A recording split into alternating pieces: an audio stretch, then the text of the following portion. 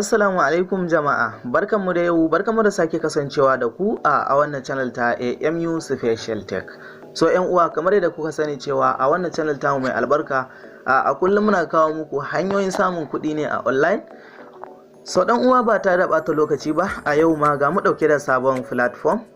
So dan uwa ba ta da ɓata lokaci ba, kawai kai tsaye ku biyo ni mu je a fara bidiyon. Amma kafin mu wuce kai tsaye ga bidiyon dan uwa, kada ka manta idan baka yi mana subscribe ba, so ka daure ka taimaka ka danna mana alamar subscribe, sannan ka danna mana alamar ƙararrawar sanarwa, domin ta haka ne a duk lokacin da muka ɗaura sabon bidiyo kai tsaye YouTube za su sanar da kai. Mun gode. Assalamu alaikum wa rahmatullah. So jama'a, kamar yadda muka yi bayani cewa so bara mu shiga mu nuna muku yadda ake ragista, sannan mu nuna muku yadda ake samun kuɗi a cikin wannan platform din. Okay, so kamar yadda kuke gani wannan shine fuskar platform din. So a nan za ka yi ragista. Okay, da farko in ka zo nan wajen za ka ga nan wajen an rubuta wannan sunan, wannan za ka bar shi, wannan wato wanda ya gayyace ka kenan, referral wanda ya gayyace ka sunan shi kenan a nan, so name din shi za ka kyale shi a nan wajen. Ok, za ka fara sa full name ɗinka a nan wajen. Misali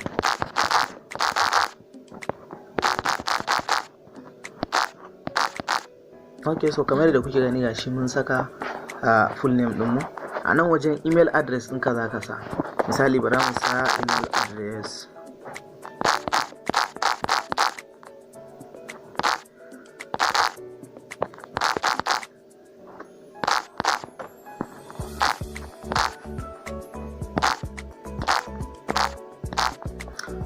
Ok, so kamar da kuke gani gashi muna sakawa.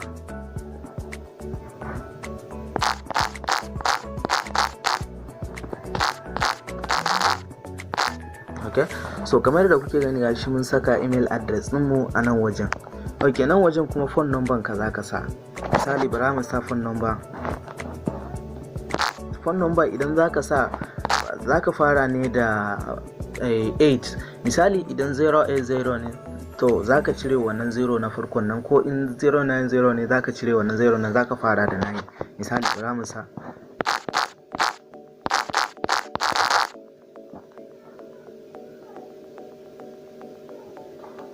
ok, so kamar da kuke gani gashi mun saka a nan wajen.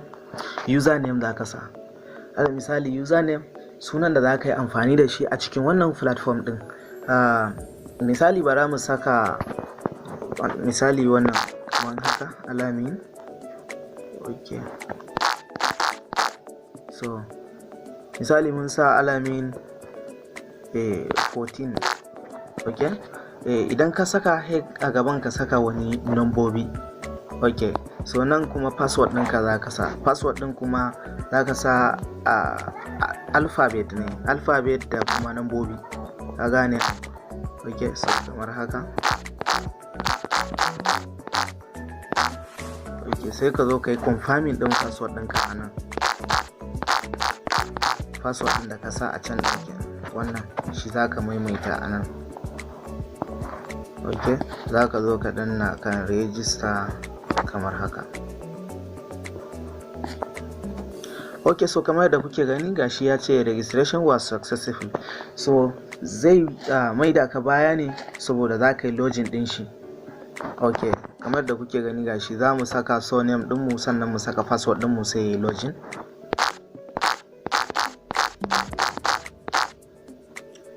ok, sorry.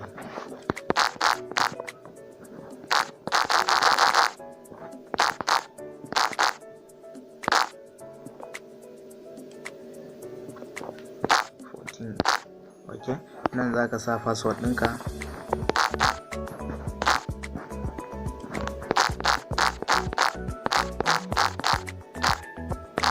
ok, sai ka danna login. ok, so kamar yadda kuke gani gashi ya yi success shi ma. ok, wannan shine fuskar platform ɗin kamar yadda kuke gani. kun gani account balance 0, referral 0, kun gani ba gashi nan ga yadda yake. za ka yi tax ne, za ka samu kuɗaɗe a cikin wannan platform ɗin, sannan kuma duk mutum ɗaya idan ka gayyata za su baka naira 200. ok, so kamar yadda kuke gani gashi nan dai 00 ne ko ina. withdraw din shi, minimum withdraw kuma idan ka shiga naira naira 5,000 ne. Idan ya kai 5,000 za ka yi withdraw. Ok, bara mu shiga mu yi tax. Kamar yadda kuke gani gashi account balance din mu 0 ne, sai ka zo ka danna kan layi wannan uku na layi uku na zaka danna shi kamar haka. Kana dannawa zai kawo ka nan wajen, wannan na dashboard ɗinka ne, wannan kuma referral, inda in ka danna zaka samu wannan ɗinka link ɗinka wanda zaka je ka tura wa mutane kamar social media, WhatsApp, Instagram da Facebook da sauransu dai. Ok, nan wajen shine wajen tax din. Alal misali sai ka shiga wajen tax kamar haka. Ok, gashi mun shiga wajen tax din, kaga abin da ya kawo mana. Gani nan wajen zaka danna spin din nan, kaga wannan zaka danna. Kana dannawa zai fara reading nan wajen, zaka dan saurare shi kaɗan. Ok, so kamar yadda kuke gani to naira 100 muka samu.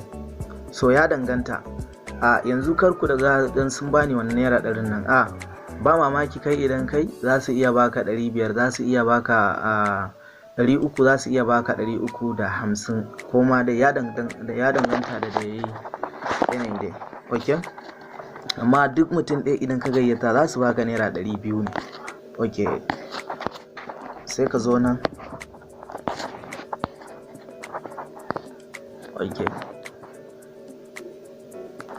nan shine wajen da za ka yi withdraw. Misali gashi nan, kun gani ba? Nan amount withdraw, kun gani kamar yadda kuke.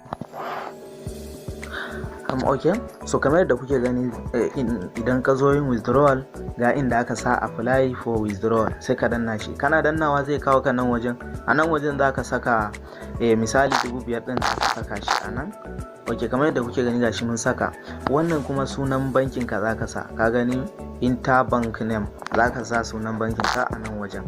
Ok, nan wajen kuma inter account name, nan kuma sunan account ɗinka za ka sa. Misali sunan ka wanda kake amfani da shi na banki za ka saka a nan. Ok, so wannan kuma account number, za ka sa account number ɗinka ne a nan wajen. Kun ga wannan na ƙarshen nan za ka sa account number ka. So kana dannawa za ka danna inda aka sa apply, wannan kenan. Kana dannawa, ok, insha Allah kuɗin ka zai shigo cikin account ɗinka ba tare da ɓata lokaci ba. Ok, so mun gaje, ku kasance da mu a bidiyo na gaba.